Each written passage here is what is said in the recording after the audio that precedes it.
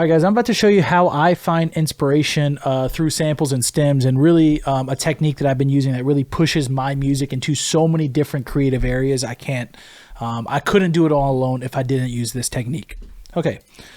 All right. So the first thing I would say is that one of my big things with production is that I love to essentially get better at working with samples rather than just getting really good at, let's say, using the MIDI keyboard or something like that. And the reason that is because if you're good at sampling, all you have to do to change your sound is change the sample. And then I have thousands of different ways that I like to manipulate the sample, change it up. So with that being said, I can always keep my sound fresh and I can always try new things just by changing the types of sounds I'm working with. So for example, I'm feeling a little bit, more on the EDM Fredigan side. So I have this collection called the London Party Collection. So the first thing I'm going to do is I'm just going to click through the samples. And I'm going to see if any sort of sample sounds like an idea to a song that could be polished off and made a lot better, or something that I'm going to kind of remix and flip and turn into something new. So I'm just going to first start by clicking.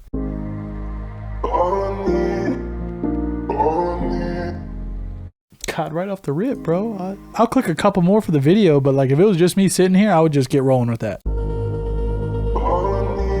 So there's like a part 2 to that sample. Okay, I really like the respace in the back. I really like that little stuttery vocal. And the reason I'm listening for these layers is because I'm essentially going to be taking all these, and these are going to be kind of my ingredients to start remaking something new out of it. So I'm going to keep clicking around for now.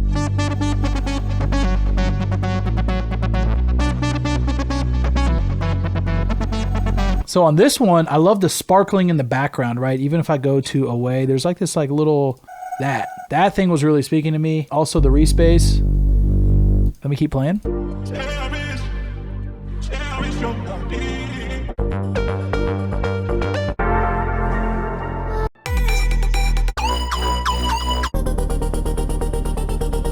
Ooh. Okay, so those 3 samples so far that spoke to me, it's this Over You sample. This is definitely... it's a good sample when you play it and you're pretty much like, man, I would just like, that's fire as it's just alone, right? And then I'll go ahead and play the other 2 that I really like. There's actually this All I Need one. Both samples are essentially part 1, part 2, so I'll play this.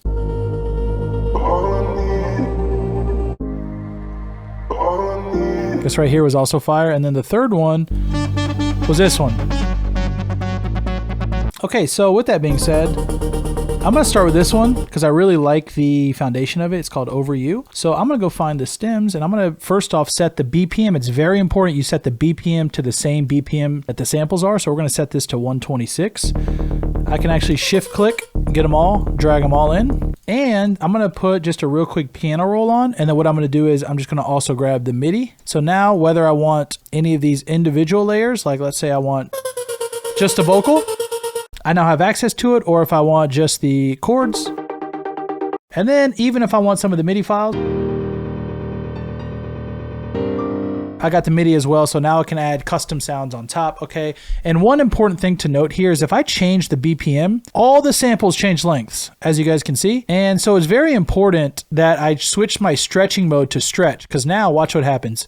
When I stretch, you see that top one, how it stays in place? That's very important to keep it. So you can go each individually one of these. You can double click here and you can change them to stretch. Or if you go to Tools, which is what I like to do, go to Macro, switch all audio clips to stretch, bang, now they're all set. So now if I go up or down, they're all set, right? So if I were to replay all these together,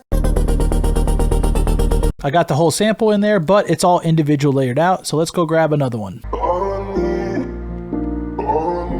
Honestly, for that one, do I like everything? I'm actually just going to take the vocal. And one thing I'm going to do is I'm going to actually move the speed down to 124. So then that way when I bring this in, do you see how it's right on time here? That's a very important thing to note for Cymatics packs, right? If you're on usually the right time signature, it's usually right on. So like as you can see, if I had it, let's say at 133, the sample would look like this. That's a good hint that you're probably not in the right time signature. So what I like to do is I like to bring it down to 124, change it to stretch.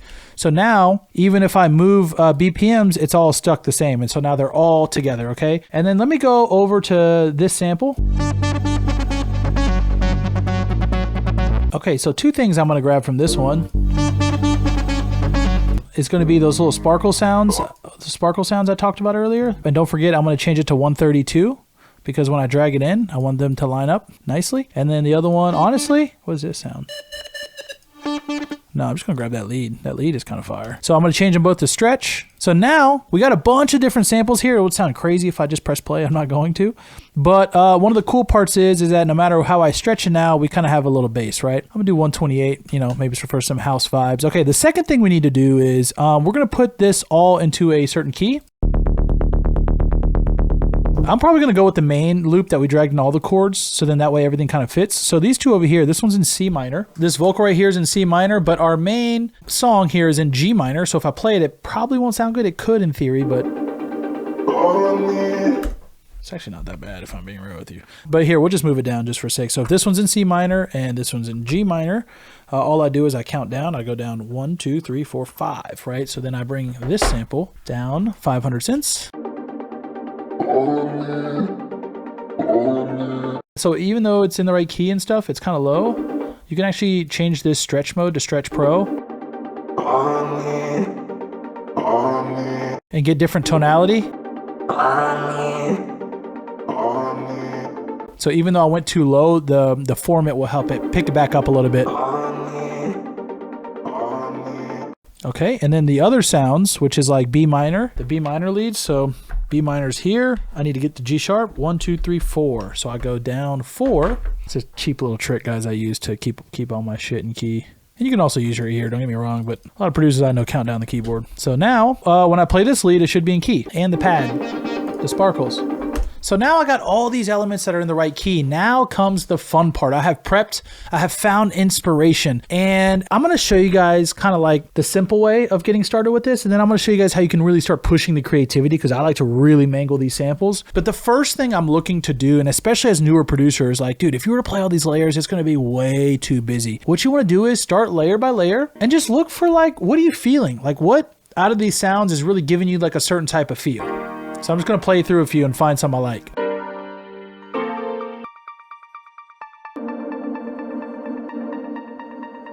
I like that sound a lot, these keys. I like this one. I'm just messing with volume levels right now. I'm gonna see if that original actually vocal. Honestly, guys, the vocal, you know, even though I pitched it down, the original kind of sounded good, so I'm gonna leave it here. So that vocal's fire, right? We're gonna save that though for the drop, because I think that's a cool drop.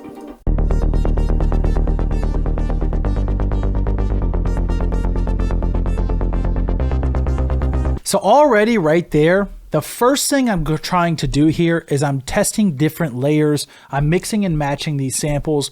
Before I even try to do anything original or try to do something crazy, what I'm looking to do is I'm trying to level off volumes and put them in the right place, right? You can actually shift right here on these little things, and I can grab them all. You can go over here, you can click Shift Command L, and I can actually link them all up. The shortcut's slightly different in Mac, but now, just to show you, the volume levels, see where they're going? I kind of think about mixing through those little volume levels. I'm like, okay, the bass should be kind of like this tall. The lead layer should be this big, right? It's actually a really good way, because I visually just know I've made so many records that I just know kind of like where they're supposed to sit. So here, just playing. See where do I like this mix sitting? And another good question is, what happens when some of these layers get like turned up? So real quick, I'm gonna scoot these over. So what happens when the chords are louder? Kind of like that. The drone louder. It's kind of muddying things up a little bit. I'll keep it in the back. The keys.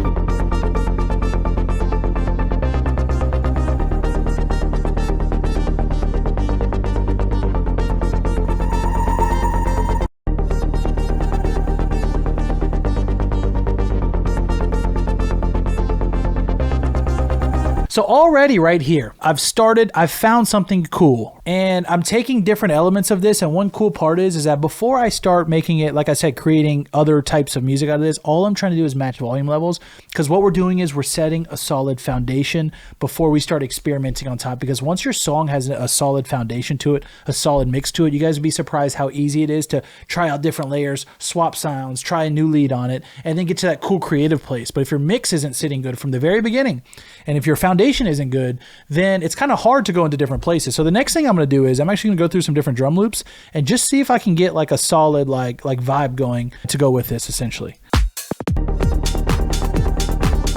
So what I like to do is I don't even care if it's on key. While it's playing, I'll click through some different loops, and all I'm doing is listening to like the sound selection, see if it matches before I dive deeper.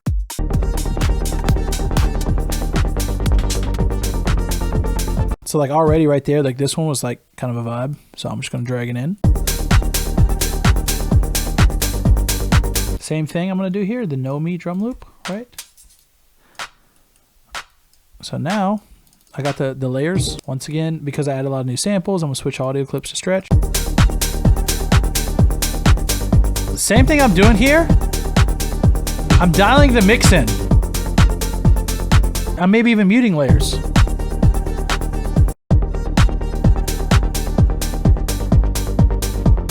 But even that's a vibe. You know what's cool about this? Because what you're doing is you're really taking something that you heard some potential in and finding a new way to essentially express that entire idea. So in this thing, this lead, in the original loop, this lead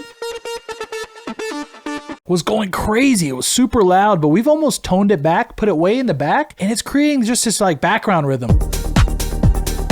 It's not even trying to be like a star of the show. I really like it there in the mix.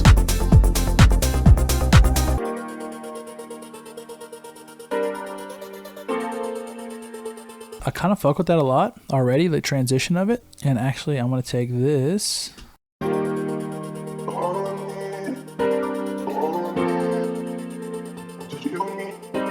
So I got this extra layer. I don't know what I'm doing it yet, just the bass notes, but... So now we have this real piano.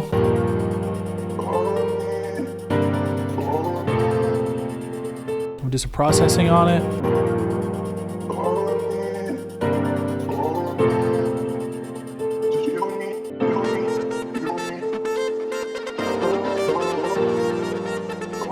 I love the idea of that sound like coming back end, right? Actually, you know what I'm gonna do, guys, for this little part? One thing you can do too, you can make a certain layer unique, and I'm gonna use origin.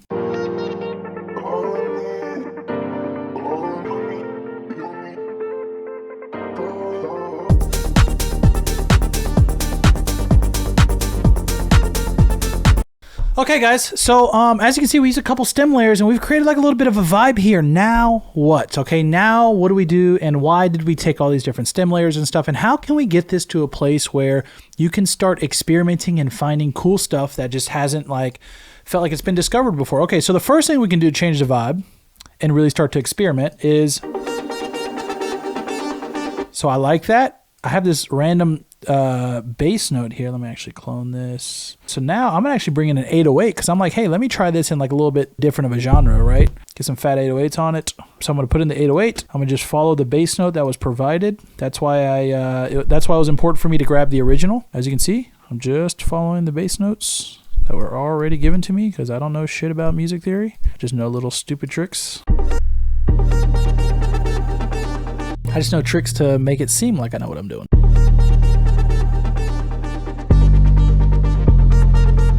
Already love it.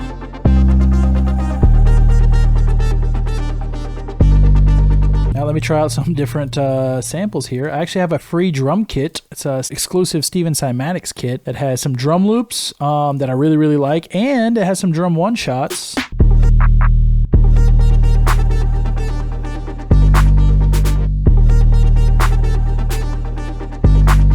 I'm gonna go to loop stems. One thing I like to do is, like that one right there, Haunted. I like to, like, that hi-hat pattern is like really sick, right? And a lot of these are from my projects already, so I'm like to just bring in a layer.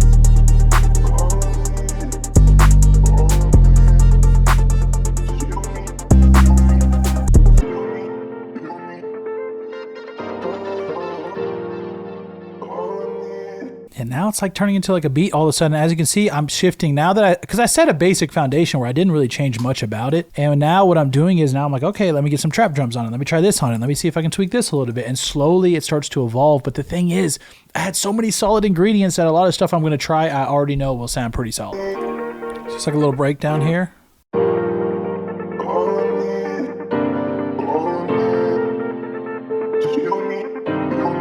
This is like a catchy little trap / pop beat or something. So now if I'm going to keep messing around and keep pushing this new direction, now I'm going to go through and say, you know, maybe I'm going to go to our new production suite, Analog Evolution. I'm going to go to our vocal loops. I'm going to go to the acapellas. And I'm going to see if I can find an acapella. Oh, this one's fire. So watch, tools, macros, switch audio clips to stretch, because I'm going to move the BPM around. Anytime you move the BPM around, I always go to tools, macros, because if I dragged in something new and it gets off time, I don't want that to happen. So look, this acapella is in G minor, and ours is also G minor. Okay, I don't even have to pitch it in theory. So I'm going to mess around real quick with this acapella. I've made another song with it. Right now, touchdown, I came, bust down, clock in, jump out, stay high, no come down, pick up the phone, cause I'm the plug on the low, shut it, I'm ready to go, I'm in your area code, give me the... So I already like how this is sounding, and this is like very like Fredigan-y. So what I want to do though is I want to change it a little bit, because Fredigan takes these like rap things and starts to like cut them up. So the first thing I was going to say is that the background ad-libs are a little strong. So I'm going to take the main lead wet. Right now, touchdown, right now, touchdown, I came, bust down, clock in, jump out, stay high, no come down, pick up the phone, cause I'm the plug on the low, shot it, I'm ready to go, I'm in your area code. So now we got another element here, and I'm just looking. Like I want to keep taking this to an original place, right? So I'm just going to keep looking around, and I'm going to start playing around with the vocal, doing some crazy volume manipulation to get it a little more weird. Right now, touchdown, I came, bust down, right now, touchdown, I came, bust down, clock in, jump out, stay high, no come down, pick up the phone, cause I'm the plug on the low, shot it, I'm ready to go, I'm in your area code, come down, cause I'm the plug on the code, come down, pick up the phone, come down, pick up the phone low, come down, pick up the phone, come down, pick up the phone low, come down, touch it, come down. So now I'm adding in different effects on top, because like I keep getting into a weirder place, and to be honest with you, I want to keep going to a weirder place. Come down, touch it high, come down, touch it high, come down.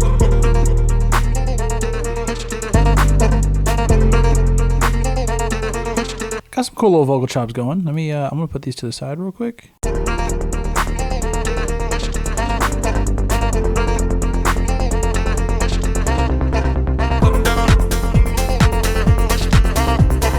Probably gonna use a quick limiter to just control the piece. See, I don't even know what this like song idea is, right? Like, there's so many like cool things now. I could like take it to a trap direction. I have this emotionalness from the original sample that I really liked. I have this new creative vocal chop that's like.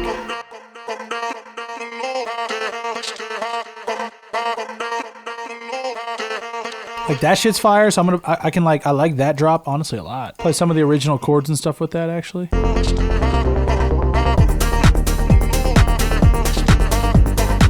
So anyways, let's just break this down real quick. I had an original melody. I pulled out stem layers. I really focused on the volume levels, making sure volume levels were cool. Okay, I wasn't trying to be creative or anything like that. I'm just like, what speaks to me? Is this stuff sitting in the right pockets, right? I found a couple different layers because I wanted variety, because by the time you start pitching and shifting up the keys and stuff a little bit, you start to end up in like a new place, okay? Once I laid down a solid foundation, then I said, you know what, let me start subtracting elements and adding in my own original ingredients on top of this, right? That's how I was able to get this more trappy section.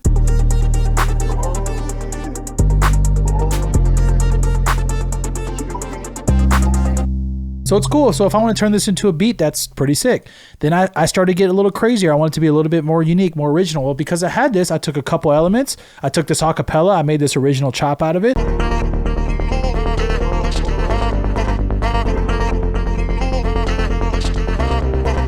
So now I have all these different options that are all like creative, like offspring of this original idea, okay? The more you guys realize, like do stuff like this, what you realize is that the samples you play with initially start to set different paths and different happy accidents that lead you to really cool places.